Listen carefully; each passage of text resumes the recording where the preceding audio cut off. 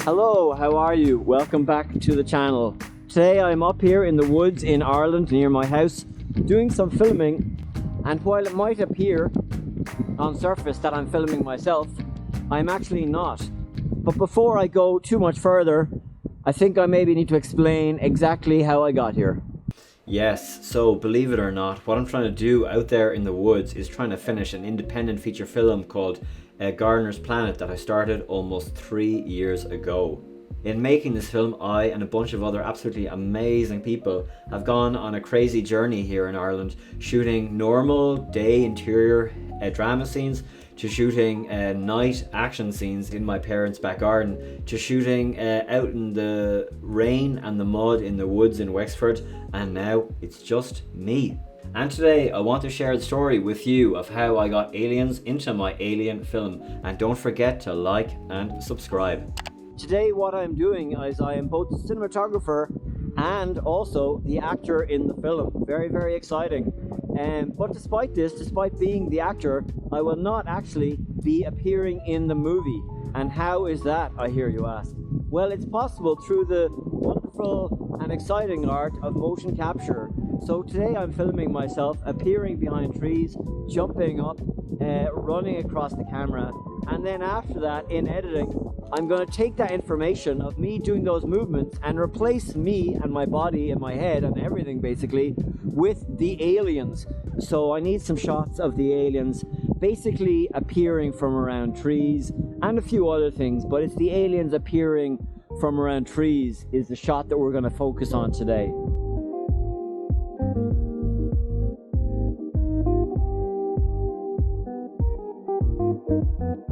Okay, so now we've left the woods obviously, and we are in Wonder Studios, Wonder Dynamics, and we are bringing that shot into Wonder Dynamics and selecting our actor there. So you know the program is trying to find the actor, and then we're going to select the alien, and the alien I've selected there isn't a default character, because you get as you can see all those default characters, but we had an alien designed specifically for the film.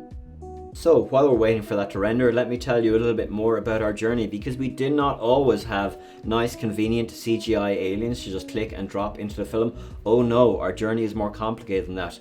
Our original plan was to be inspired by Peter Jackson's Bad Taste movie from 1987, and so originally, believe it or not, we actually made our own practical aliens. So inspired by Peter Jackson's Bad Taste, we did actually mold our own masks and create our own cool costumes to shoot with practical aliens for 2 weeks in Block 1 in 2022. I had this really major sequence designed where the aliens were going to attack the Irish Guards in the woods, and they were going to be like, God, jumping out of trees, eating the guards' brains, and God, I don't even know what else, but it was a lot, safe to say, and also safe to say probably too much. By the time it came time to shoot it in that third week of Block 1, it honestly felt like everything was just going against us. It rained all week and we were out in the woods, so we were just covered in mud and rain all week. We blew up one of our lights. I got stranded also in Dublin for a day, but that was my own fault. And then the people who I had playing the aliens were also a little bit on the older side, so every time they would like do the action and I would call cut, they would like rip off the mask and they would be like you know, trying to breathe back in air again. So it's like, God, this is maybe a bit too much. So yeah, it was a real uphill struggle, and you know, everyone loves practical effects, so do I. But in this case, it just didn't really work out. And I do like some of the footage, you know. It's kind of gnarly and raw and has its own kind of vibe. And you definitely get some Bad Taste vibes off it. But I guess I just felt it wasn't up there where I wanted it to be.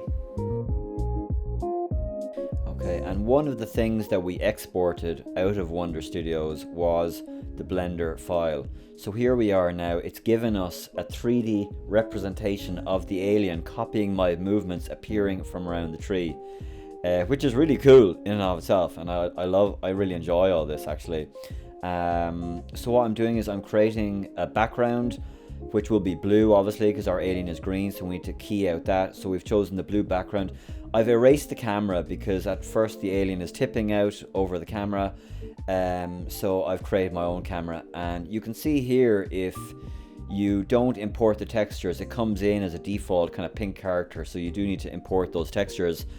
And then yeah, I'm adding a light off there to the right of the alien, and I just feel like a backlight really helps the character stand out from the background, and it gives it a bit more definition and a bit more clarity.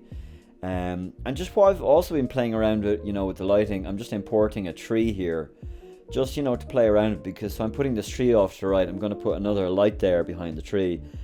And you can just see, if you look at the alien, you get more of the kind of foliage texture on his face. So once I correct the background there, you'll see it. Yeah, so on his head, you see that leaf texture. So I'm not going to use that for the shot. But you can see, if you wanted to, you could add in a bit more reality to that, So just to make the alien feel like he's more in the scene, in the woods. And then we're done. We're not going to use that tree. We're just going to export it out of Blender now, correct the settings, and yeah, just check all our settings are right there. 4096, 25 frames. You need to turn off the compositing thing, otherwise you just get black frames for some reason. And yeah, then we're going to render it out. Okay, and then what you get then is you get all these frames just of the alien with the lighting, just a load of frames. So that's 136 frames. So we get 136 PNGs of the alien doing the movements. And Blender has an editing tool as well. And now I'm in the Blender editing tool, and I'm just going to bring all those frames in and correct some settings there which appear to be wrong. And yeah, replay. So it's just a safer way, because if you export the video of Blender, it could just crash. This is only a short shot, obviously only 3 seconds, so it doesn't really matter, but I'm just in the habit of rendering PNGs and then getting the video. And there's the comparison there. So you see the difference between the Wonder Studios and the rendered version, and you can see it's a massive difference. And that's only 16 samples, so I could and probably should and will up that to something like 100 or 500 samples just to see the difference. So after I came back to Cork, after block 1, this was probably the lowest and hardest point of the film for me. I was just probably exhausted from 4 straight weeks of shooting, and I had the classic post-shoot depression slump. I felt I shot some stuff which worked, some stuff which I wasn't so sure about, and I really just wasn't sure what to do next. So finally I did manage to pull myself out of that, but I did decide that I needed to go in a new direction with the aliens. And I can say, looking back in it, I can say that I was very fortunate, because around that time in 2021, 2022, there was a lot of new motion capture technology becoming available and affordable to independent filmmakers. So I'm talking about programs like Movella, Rococo Vision, Wonder Studio.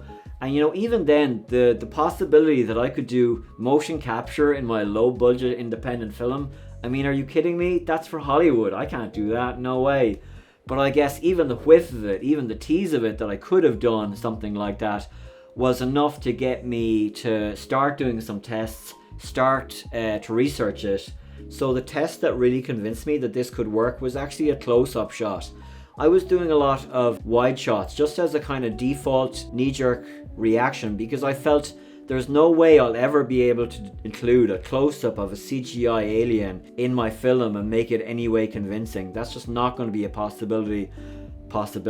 But one afternoon, thankfully, I did do a test, and the test I did completely floored me and blew me away.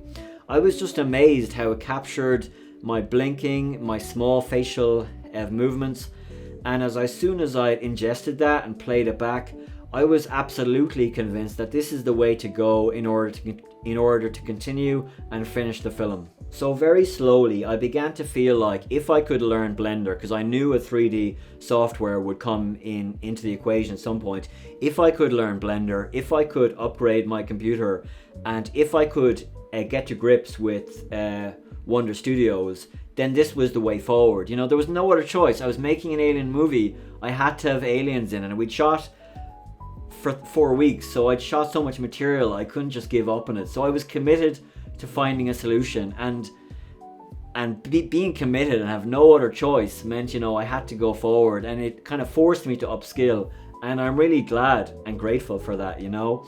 And you know, there are obviously lots of problems I've encountered which I wouldn't have if I'd gone down the practical alien side. Like at the moment, the CGI aliens, they can't really pick anything up, and they can't interact with the environment in any meaningful way.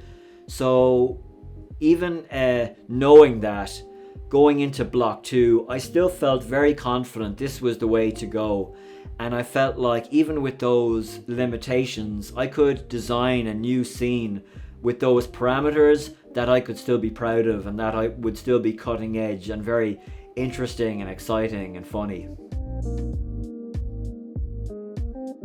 Okay, absolutely flying through this. So the other thing we need to do then is just the alpha masks for the background. This shot you could kind of get away with it, but you know, for other shots you definitely need it. Say if the camera's moving, you definitely need the alpha masks.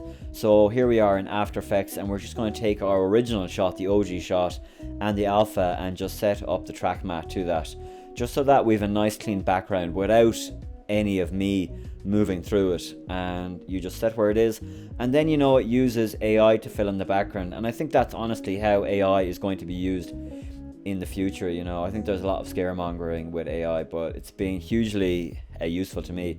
And then into Premiere, the alien behind the tree, and you can change the size of the alien and play around it, and there's the final results. So yeah, it's super cool.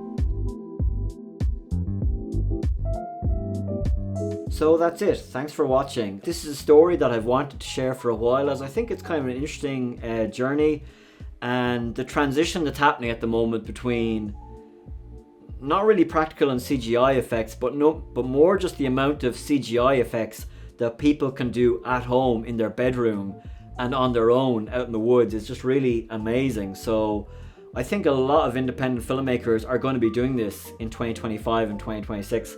So it's exciting and cool to share my experience on this journey. And hopefully we'll see you again in another video soon for more trials and tribulations of an independent filmmaker. If you haven't already, do please like and subscribe. And yeah, we will see you again soon for another exciting and very unique video on making independent films.